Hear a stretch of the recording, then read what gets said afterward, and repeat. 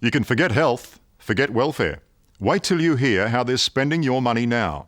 $15 billion of it. All for a new warplane. A top secret project called the Joint Strike Fighter. Our biggest defence purchase ever. I've just had a sneak preview of this wonder jet in Texas. And I have to say, it sure looks impressive. But then I took a look at the fine print. For some strange reason, our defence chiefs have gone into the deal without seriously considering any other plane. The JSF has only flown 7 times, and it might turn out to be a dud, the wrong aircraft to defend Australia. No wonder there's an almighty dogfight in the air.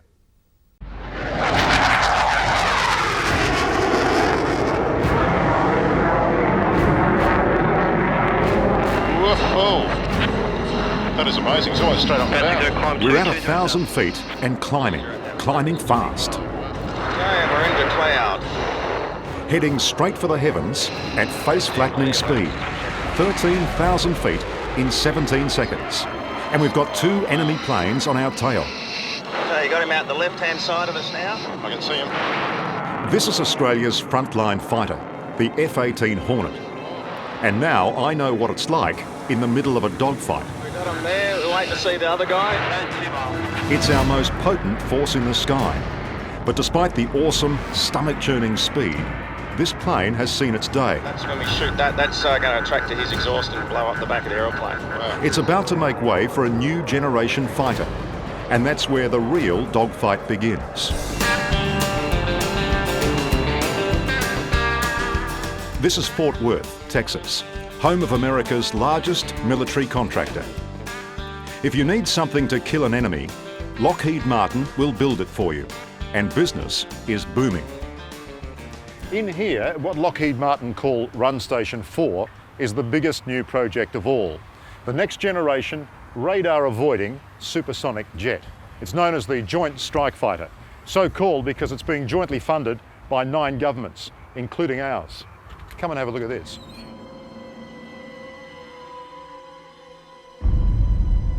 Six years in the making by a team of 8,000 people and 1 finished plane.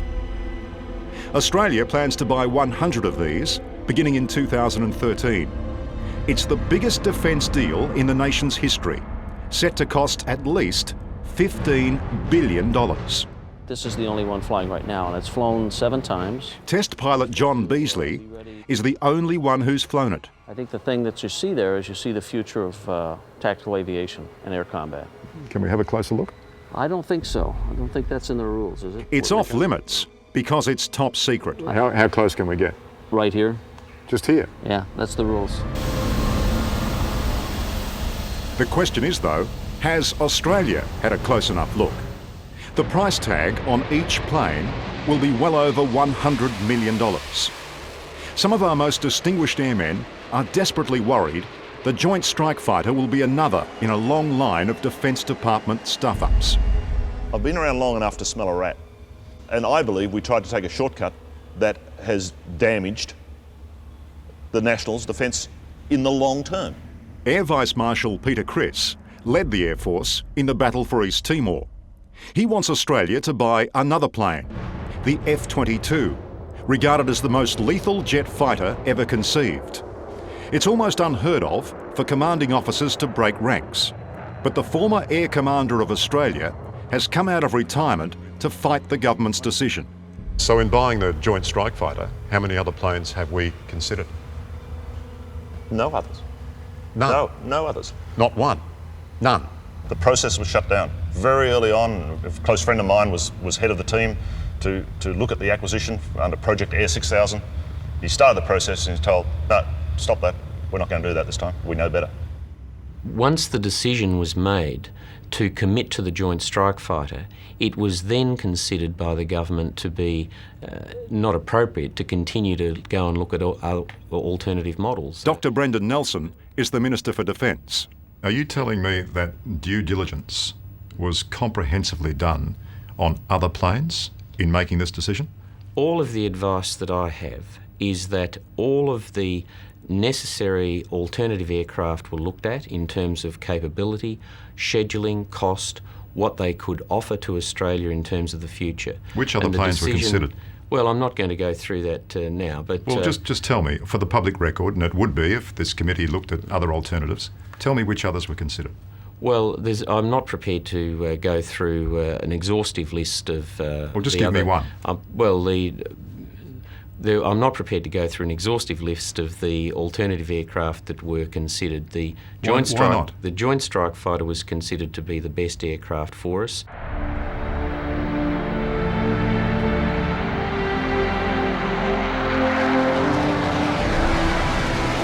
The Joint Strike Fighter will replace our ageing fleet of F-111s and this plane, the F-18 Hornet. The Hornet is 20 years old, but you wouldn't know it when you ride in one. Just some more deep breaths. Even though I'll be just an onlooker, there's a full day of preparation at Williamtown Base. Have a look at the horizon, we're upside down here, and look up above you. That's Newcastle there. I'll be sharing the cockpit with Group Captain Mel Hupfeld. He led a squadron of Australian F-18s backing up the Americans and British in the invasion of Iraq. If anyone knows what's needed in a warplane, it's him. I don't want to have a level playing field. I want to have the advantage. I'd love to have the upper hand. We always ask for more fuel, we want more speed, we want to be able to carry more weapons so that if we encounter an enemy, we have the best possible chance of being able to destroy that enemy to achieve our objective for the mission. To cope with the enormous forces of gravity, pilots wear special G-suits. A little bit more and you'll feel it start to really around your abs.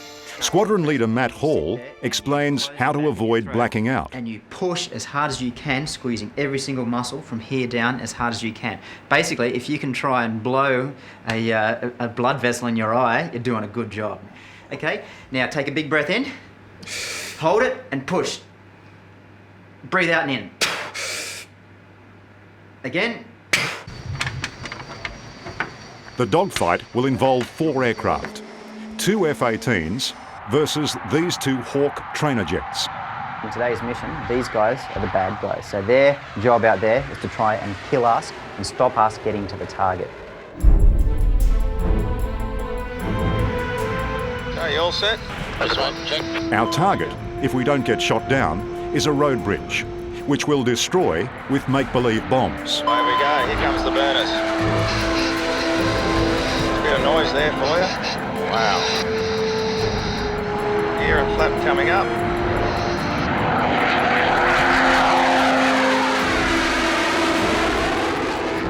Pelican 512, control service terminated, contact Brisbane Centre 125.7.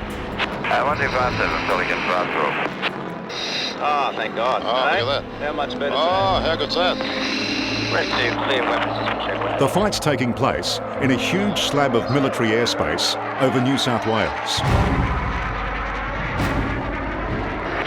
Okay, we're getting ready to fight. You all set? Berlin flights on at single group overhead bullseye heading at 3-2, 2 contact bogey. Round the right hand side, Liam. Can you see him? Warlock, no comms. Yep. Oh. Manship radar, hostile, engage.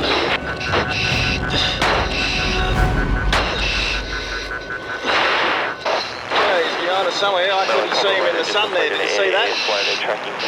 I couldn't see anything. I was concentrating on staying in one piece. You're kidding, aren't you? Okay, there he is. He flares. And we're turning back into the target now.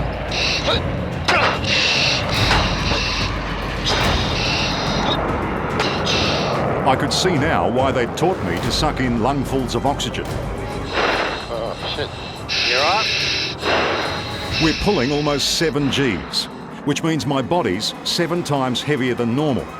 It's like being crushed against the seat by a giant lead weight.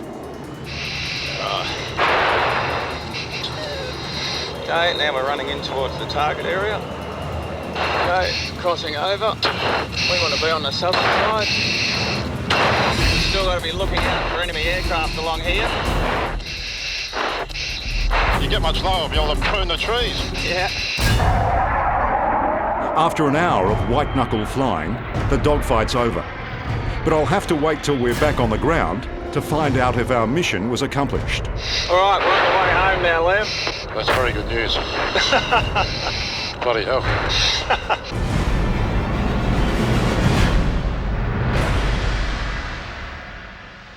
You think about any roller coaster you've been in your life in an amusement park, times it by about 20, strap yourself in until you can't breathe, and you start to get the hang of it, and then try not to feel sick in the process and worry about where the enemy is behind you or underneath you. It's just phenomenal. It's the word, isn't it? It's just incredible. Well, I'm used to it after flying for a number of years, but every mission is different. Did we win?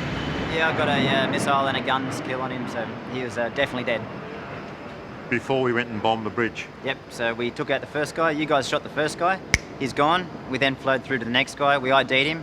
You couldn't get a missile off, so I shot him with a missile and follow-up gun shot. And then we went to the bridge. I got my bombs off. You got your bombs off? Yeah. Done. Right, excellent. That's what I thought happened. That's it. I wouldn't have had a clue. Of course, it was all new to me. But the fact is, these F-18 Hornets are old hat. A new generation plane, like the Joint Strike Fighter, is largely invisible to radar, has super advanced weapon systems, and can deliver a more potent payload of bombs. But it's not the best there is. Rolling off the very same production line at Lockheed Martin is the most awesome jet fighter in the world, the F-22. Every pilot agrees the F-22 is the Ferrari of fighters.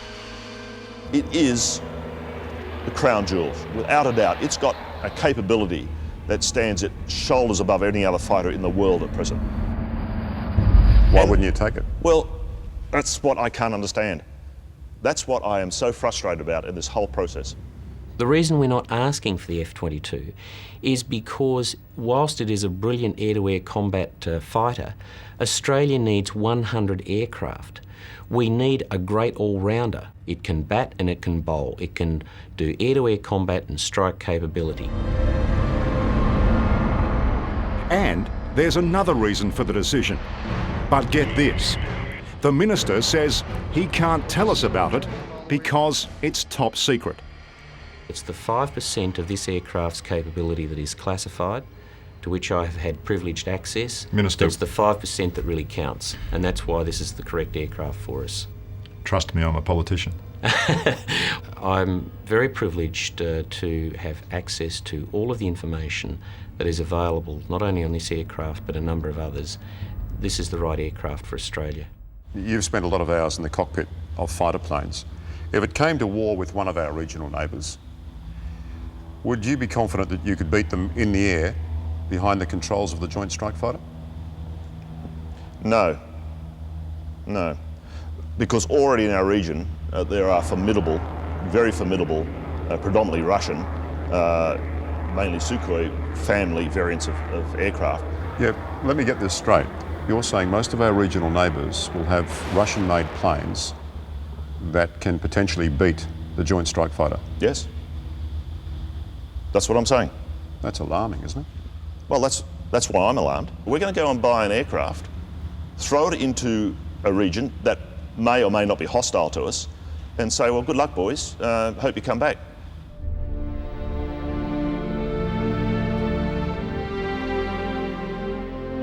Back in Texas, they allowed me into the declassified simulator of the Joint Strike Fighter. The real simulator remains top secret. Within an hour, I was blowing the enemy from the sky. There's no question it'll be a deadly warplane. The question is, will it be the best plane for Australia? It's the biggest military purchase we've ever made. Gee, I hope you've got it right. I treat decision-making in this area and the capability that we provide to the men and women who wear the uniform of the Royal Australian Air Force as if any one of those men and women were a member of my own family, my own son, my own daughter. I am very confident that this is the correct aircraft for Australia and to protect the interests, safety and well-being of the men and women who will fly it. That's why we're getting it.